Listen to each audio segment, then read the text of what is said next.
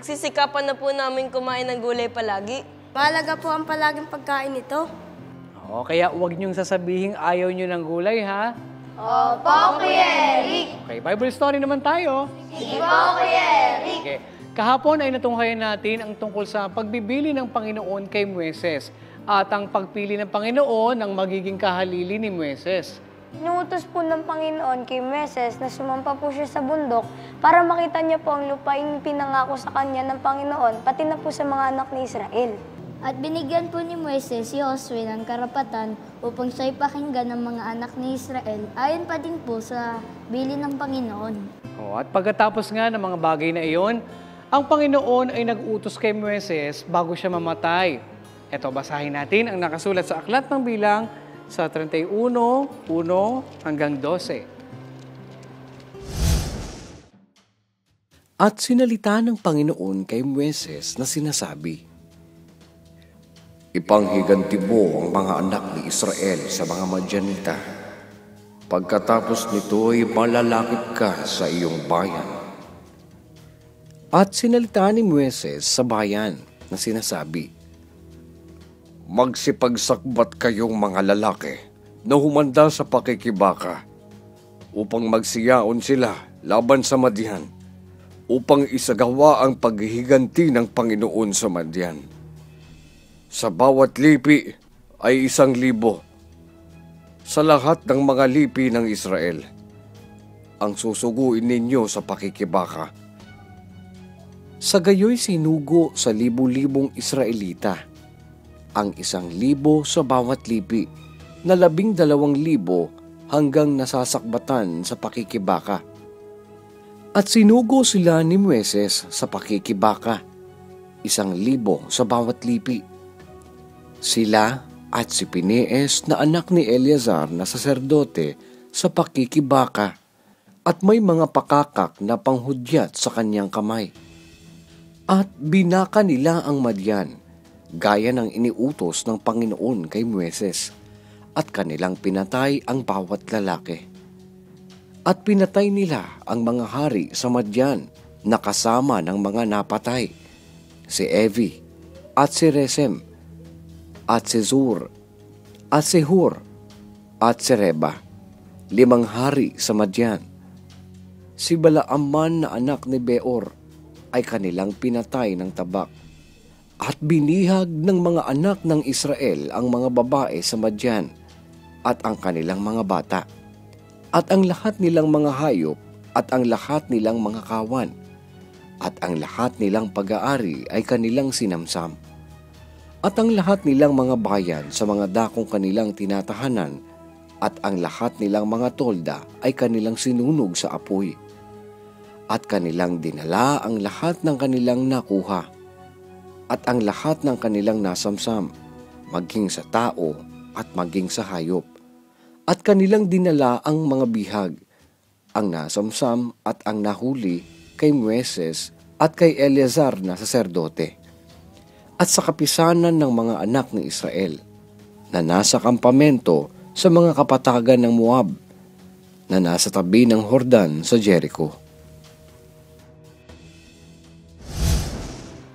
Yun po pala ang inutos ng Panginoon kay Moises.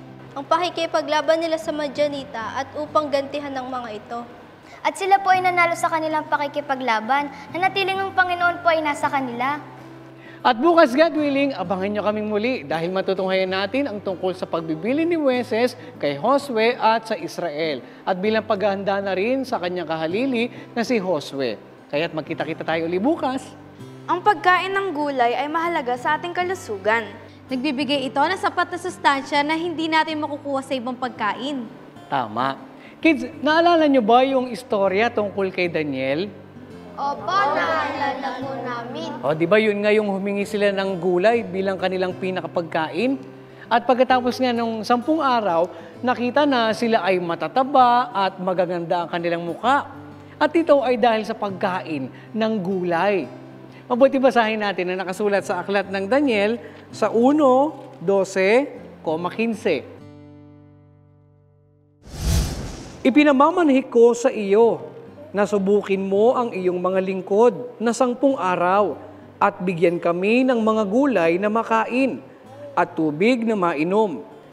At sa katapusan ng 10 araw, ay napakitang lalong maganda ang kanilang mga muka at sila'y lalong mataba sa laman kaysa lahat na binata na nagsisikain ng pagkain ng hari.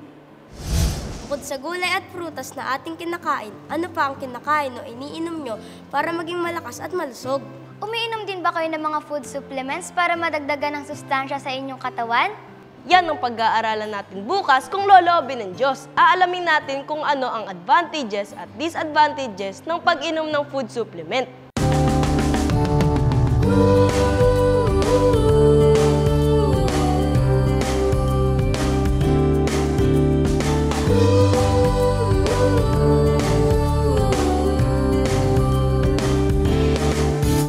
Ako'y may karapatan na marinig sa aking sasabihin. Ngunit may pananagutan ka ring makinig sa sasabihin ng iba.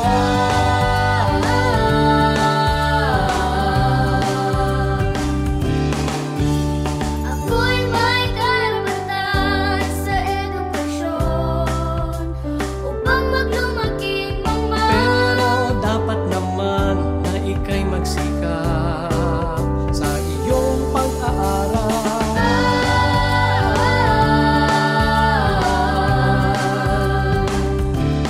Karapatan ng mga bata ay dapat na igalang. Sila'y turuan upang sa paglaki huwag nilang hiwalayan ang mabuting daan.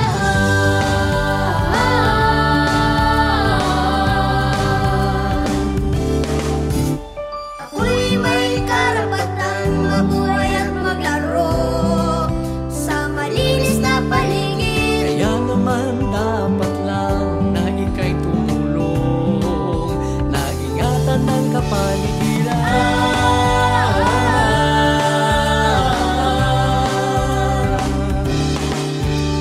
Ako'y may karapatan sa kalusugan at maligtas sa panganib. Huwag mo ring kalilimutan na maingatan ang kapwa mo kabataan.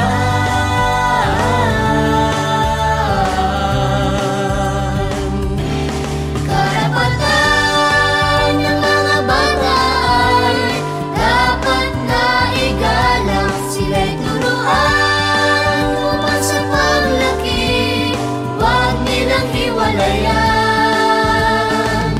ang mabuting daan.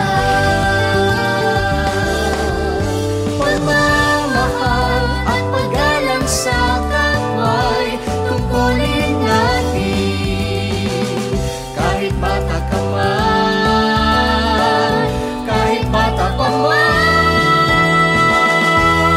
Karapatan ng mga bata ay dapat na igalang. Sila'y turuan upang sa paglaki huwag nilang hiwalayan. Karapatan ng mga bata ay dapat na igalang. Sila'y turuan upang sa paglaki huwag nilang hiwalayan ang mabuting daan.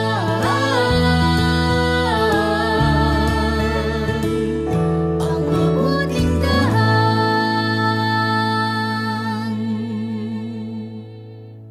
Hanggang dito mga bata, bukas God willing ay muli tayong magkita-kita. Dito lang sa nag-iisang Bible School on Air, ang KNC Show!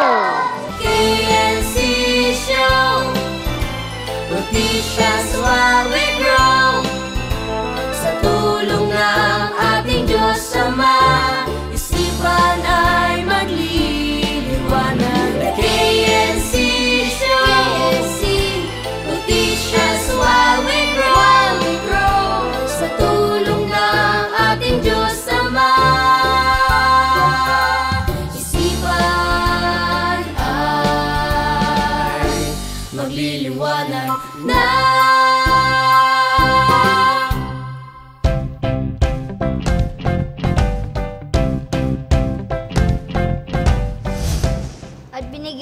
Moises, si Josue.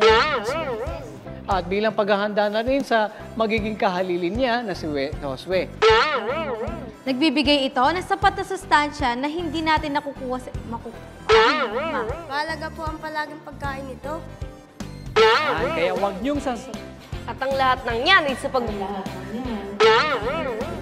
Dapat tatanggalin mo yung close-knit mo.